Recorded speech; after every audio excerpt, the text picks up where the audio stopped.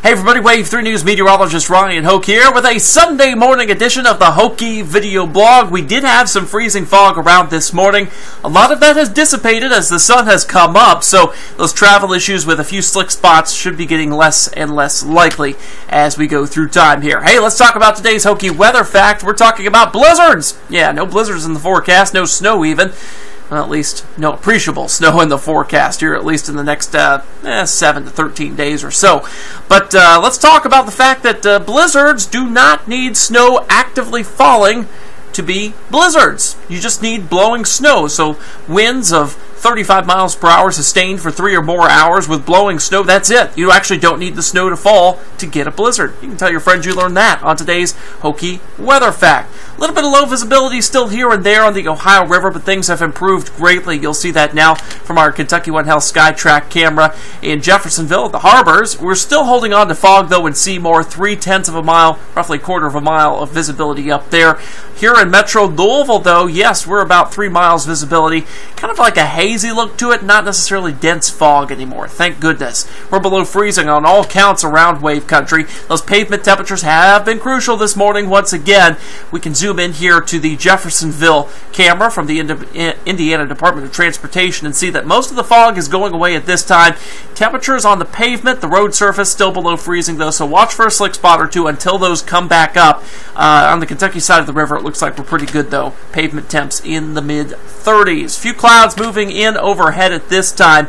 You'll see out to the west a few showers across portions of Iowa, and that's coming in for tonight. We'll see a few of those showers of the scattered variety in here as we go throughout late tonight into the pre-dawn before the morning commute hours of our Monday. Otherwise today, mostly sunny skies as this batch of high thin clouds continues to move through. You'll see it there at 1 p.m. on Futurecast. 52 degrees. We'll make it up to 55 this afternoon before we drop a degree to 54 at 4 o'clock. No big jackets today. You may need a bigger jacket tonight, but not your big winter coat, certainly, because we only get down into the 40s tonight before a few of those showers begin to move through during the overnight hours. But before the Monday morning commute is when these things will be out of here.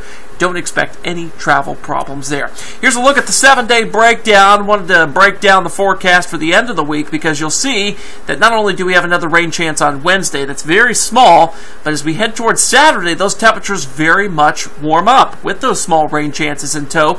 Here's the setup. We've got warm air coming out of the Gulf of Mexico as we go throughout Saturday, ahead of a big cold front that's going to be producing a pretty big line of showers and thunderstorms off to our west Saturday night. It won't get here till Sunday morning, though, and by the time it gets here, it'll be pretty much dissipating, kind of the leftovers of what will have been out to our west. We've had this set up multiple times this fall so far where we get a big old line of storms out to our west. Everybody kind of goes, whoa, will these be severe? And then the timing of them makes sure that we don't really see much in the way of severe weather, if at all, just because we will be losing the energy necessary to keep those storms going. So I'm thinking right now heavy rain with some thunder as we go throughout early Sunday morning. That is about it on the rain front as we go throughout our Sunday. In fact, I'll show you a quick look at the earliest alert outlook and the version of the model, the Euro here, that takes this rain on through as we go throughout our Sunday. That's December 13th. That's next Sunday. Confidence meter of an 8 of that happening, moving on through. And we'll keep track of that timing until it comes through. But basically, at this point, not expecting anything significant. The drop in temperature, though, behind it is going to take us down into the 50s from the 14th through the 16th. Another rain chance, 16th into the 17th. I think that system will put us back down to the 40s for highs by the 17th and 18th. Very low confidence forecast after about, say the 16th to 17th, because there's a wide range of solutions that may happen here. I have taken us colder, though. I've taken us into the 30s by the 19th, just kind of the best guess here that we've got at this point. Maybe a flurry on the 19th. We'll cross that bridge when we get there. Very low confidence meter there. Probably about a 1 or a 2 at this point. That's it for now, folks. I'm meteorologist Ryan Hoke with the Sunday edition of the Hokey video blog. Hope your Sunday is going to be pleasant. I'll be back tonight on Wave 3 News at 6 and 11.